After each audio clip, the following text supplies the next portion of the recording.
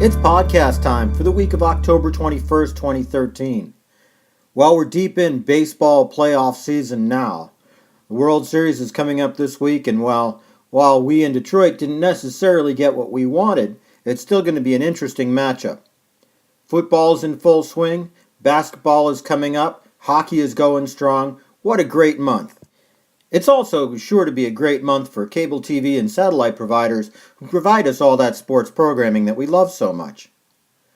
Of course, what we don't love so much are the high costs of sports programming, and the funny thing is that pay TV providers don't like it very much either.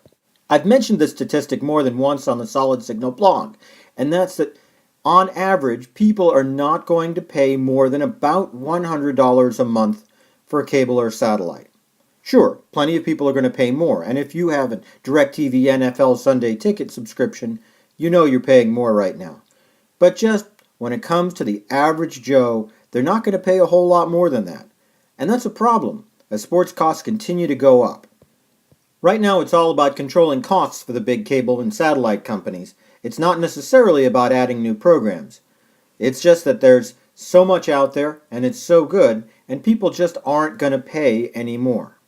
DirecTV, Comcast, and other pay TV providers have been trying to keep sports programming on an a la carte basis. It's where you pay for what you get. Like DirecTV NFL Sunday Ticket. If you want it, pay for it. If you don't want it, don't pay for it.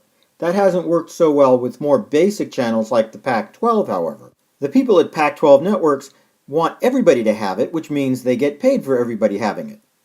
Companies like DirecTV say no, they want subscribers to pay for it individually, and therefore Pac-12 Networks gets less money, DirecTV spends less money. On the other side of the fence, you have companies like Time Warner, who are taking teams that were normally part of a bundle, like the LA Lakers and the Dodgers, and putting them on their own channels, which they're then asking pay TV providers to pay for completely separately. That's going to jack up your bill, believe me. It's hard to know exactly when and where this problem started. You know, sports didn't used to be so expensive. I mean, all the live sports were on local free TV channels, and tickets to major sporting events weren't that expensive back then.